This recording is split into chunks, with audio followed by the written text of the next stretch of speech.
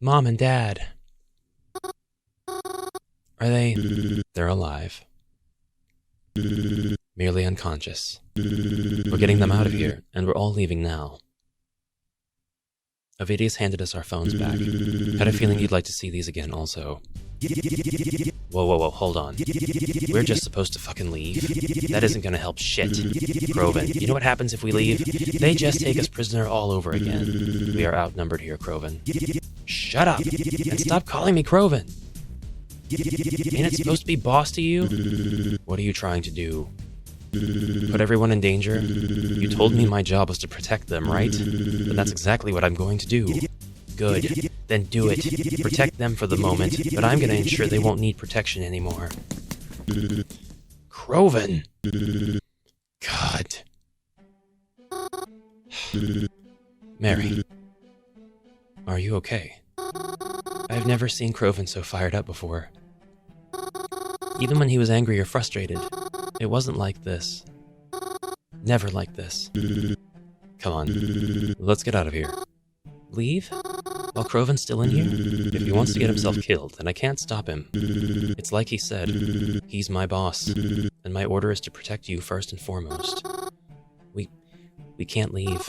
We have to go after him. If we leave, then what's going to happen to him? Mary, morbidly getting you out of here. Ovidius, can I just... It may be a lot, but can I ask for one last favor? What? Bring my mom and dad somewhere safe. Because I'm not going to lose any more of my family. Mary! I heard Ovidius call out after me, but I couldn't leave like this. I couldn't. I tried to follow where I thought Croven might be headed. Though, I may have already begun to regret my decision. I heard gunshots once more. Several gunshots. Can otherworldly communications somehow get me out of this one? I doubt it. I tried to keep myself as hidden and discreet as possible as I moved through the halls. If I ran into someone... Oh god, I didn't want to think about that. I didn't want to think about what might be happening to Croven right now either. No, it's okay. He's okay. Right now, to my knowledge, Croven is alive, and I'll make sure it stays that way. My goal did not change from when I initially escaped. I was still going to find a way out. Only this time, I would make sure Croven made it out with me. I was lucky not to run into anyone as I made my way around. I suppose Croven was leaving them preoccupied. Since my goal is to get him out of here, I don't exactly know if that's the best thing for me right now. Suddenly, I felt a breeze. The cold chill of the outside breezing through the halls. Is there really an exit nearby? Turning down a few more corners, I spotted it. A door, just so slightly ajar, leading outside. Is it a trap? No, it shouldn't be. They only know that Croven's escaped again, and his goal definitely wasn't to leave. I carefully approached the door and stepped outside. There was no one waiting to trap me, but there was... a parking lot. This is the way out. There's a few cars here. Not to make any assumptions, but Croven might know how to hotwire one of these, right? I walked over to one of the cars, wondering how we might be able to get inside. Would they even notice one is missing until it's too late? I placed my hand on the handle of the car and pulled. It was mostly just because of instinct, but the car door opened anyways? That's... strange. Despite how odd I found it, I climbed into the front seat of the car. I'm really sitting in this car right now. The keys are still in the ignition, too. That's really strange. Or, well, maybe not. I guess if you trusted everybody here, or needed to be able to make a quick getaway just in case, then you wouldn't really feel the need to lock your car doors. Suddenly, I heard a noise in the not-so-far-off distance. It was the door. The one I had exited out of. Someone was coming to look for their car. I froze in place. Please don't be this car. Please don't notice me. Please just drive away. But despite my prayers, it seemed it was my fault for choosing the wrong car. I heard the door of the car click open, and was met with the shocked expression of Twyla. I think that both of us were too surprised at the sight of each other to say anything. After what felt like forever, and only a few seconds at the same time, I saw Twyla look back towards the door, and then back at me. Fuck it. Twyla began to climb over me and into the passenger seat of the car. Then, shut that door and get driving. Before I decide you weren't worth sparing. Not wanting to be shot, I did as instructed. And we drove off. She told me where to drive, and I followed her instruction best as I could. Not back-talking, not saying anything. God forbid she decide I'm not worth sparing. We barely got onto the empty road, and when I heard the screech of tires behind us and more gunshots to follow suit, I almost swerved, but Twyla yelled at me to just drive faster. Croven's after her. So her idea here would be, there's Mary. Mary's going to take me where I need to go, because now I have her as a hostage. God. I did not think I would dislike this character so much. I mean, that's just a well-written character, I would say, but how bloody frustrating she is. Twyla, that is. Fucking bullshit. Then, suddenly, my phone went off. Of all the times, why now? As soon as it did, Twyla once again yelled at me to keep driving. She buried her hands into my pockets and pulled out my phone. She declined whoever it was that was calling and instead made her own phone call. Hey, asshole! Mary's the one driving the fucking car, so unless you want her brains to wind up on the inside of the windshield, I'd stop fucking chasing us. Then she threw my phone out the window. I looked into the rearview mirror. The car that was following us began to slow, and then completely stopped. Even though it was far, I could have sworn I saw that it was Croven who got out of that car. As I drove off, how I wish I could have been in that car, instead of the one I was trapped in right now. We drove in quiet, or at least, I did. That's really cool. She just sat beside me, pointing that gun in my direction the whole time, barking out a direction or lane change or turn I would have to make every now and again. The drive was incredibly dark. And if it weren't for the vibrant streetlights that dotted the road every now and again, I might not have been able to see anything. I drove as safely as I could, with the little light I had, and with the ever-present threat of Twyla's gun. She wouldn't really shoot me, right? She couldn't. I was driving. If she shot me, then she'd be risking her own life, too. So, maybe it's okay to talk to her, even if this Twyla is entirely different from the person I thought she was. Twyla? What? She didn't sound happy, or patient.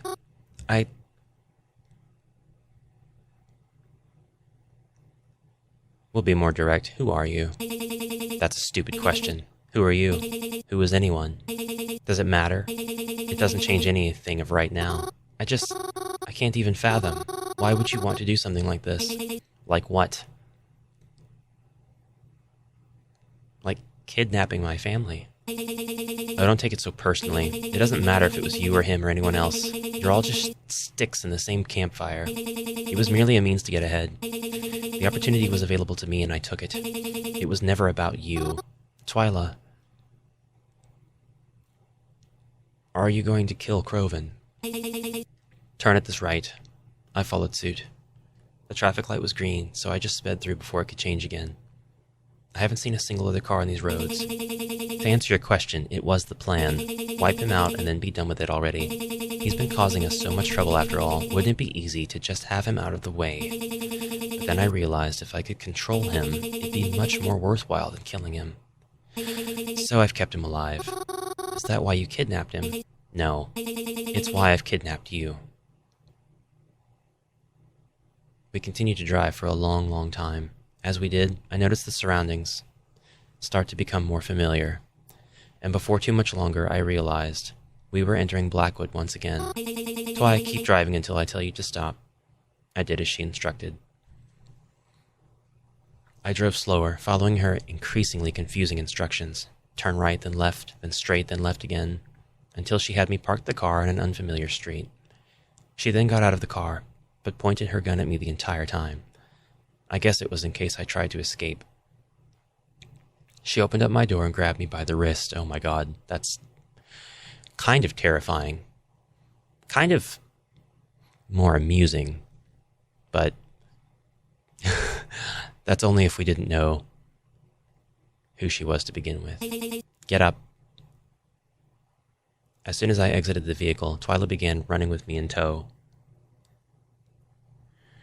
I felt myself tripping over my own 2 feet as I struggled to keep up with her speed. I thought about yelling, but the threat of her violence prevented me from doing any of the things I would have liked to do. I couldn't exactly see where we were running to so quickly in the dark. Until we approached the gates, we're at the cemetery. I didn't say anything as Twyla dragged me inside and ran through. She moved with purpose. She had a specific location in mind, but she couldn't possibly be running towards the mausoleum, the one place in the cemetery I never had access to. But she does. I heard an unlocking sound. Come on. She grabbed me once again and began pushing me through the double doors. Even though inside was an immediate staircase down. I heard her lock the door behind us and then hurry me down the stairs. When we got to the bottom, what is all this? Underneath the mausoleum was this strange bunker. That was pretty cool. I've never seen anything pan before in this game. For how long? Was it always like this? Was anyone ever kept here at all? Twyla ran straight for the computers in the back, and I followed her. She typed rapidly, and I couldn't quite understand what she was doing. But she also left her gun on the chair. She just left it. Did she realize?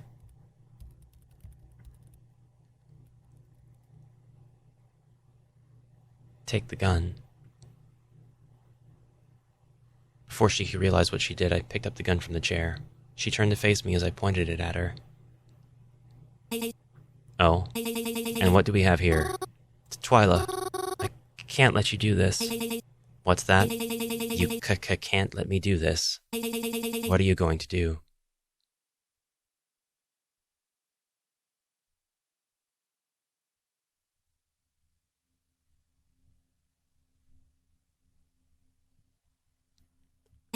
Are you gonna shoot me? If what? Come on, Mary. We both know that you'd never forgive yourself if you did. But if you insist, then I'll give you an open shot. Well, what are you waiting for? Go on then. Try it.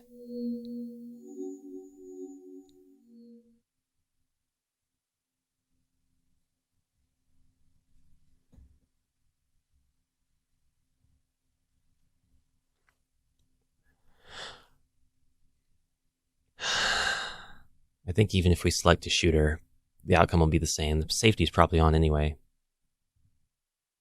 I want to start by saying I didn't aim at anything vital. I would never, ever do that. I aimed at her legs, and I attempted to pull the trigger. Nothing happened. I tried again. Still nothing. I don't understand. Here, let me show you something. Twyla took the gun from my hands and pointed it at her head. Click, click. Empty. What? Did you really think I'd run away from a fight if I wasn't out of ammo? Thanks for being in that car, though. It saved me a few extra steps in my new plan. You're leaving me down here. Oh, don't worry. I'll be back for you soon. I've just got some stuff to take care of first, so just be a little patient. And take the time to say goodbye to this cemetery you love so much. She walked up the stairs, and soon I heard the door unlock and lock again. Should I have gone after her? Yes, you should have clotheslined her. You should have taken her down. Okay, maybe not. Mary's not violent. Would it have changed anything if I did? I tried to get out, to find anything that could help me, but it wasn't any use. The corkboard didn't have anything on it I understood, the computers were password protected, and those doors up there wouldn't budge even if I ran myself into them. Everything that happened just ended up with me getting trapped again. It didn't help anything in the end. I'm right back to where I was. Is this a sign? Should I just stop trying to do anything? Am I just only going to make it worse? I guess that's not so different from how it usually is, huh?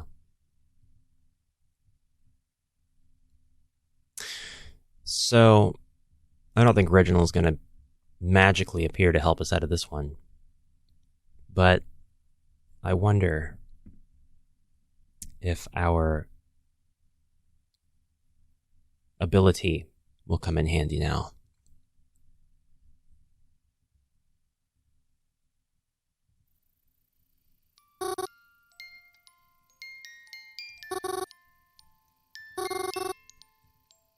Oh, you poor little thing. You don't belong here. Why are you here again? It's because of that silly little book, right? That stranger kept talking, and as he approached me, it was as if the world around the two of us began to distort, and all I could comprehend was him and me. That silly little book. And those two. Isn't that right? What are you talking about? What are you? Though I guess I'm involved in it now, too. So I guess that means this is partially my fault, too, isn't it? I'm sorry about that. Please slow down.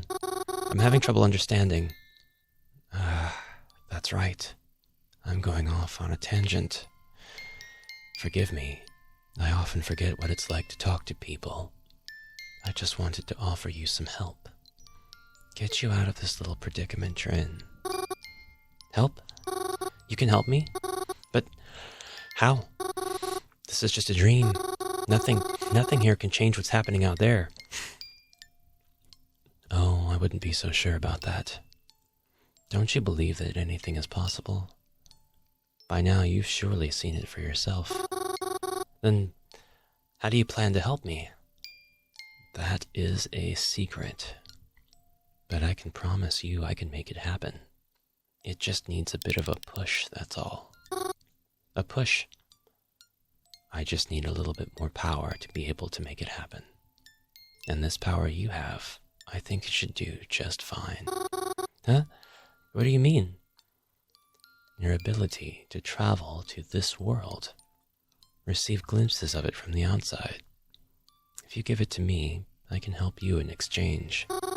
I can just give it to you? Precisely. Then if I do that, I won't see any more of those signs, right? No, you won't. But you want to save your family, right? Yes, of course I do.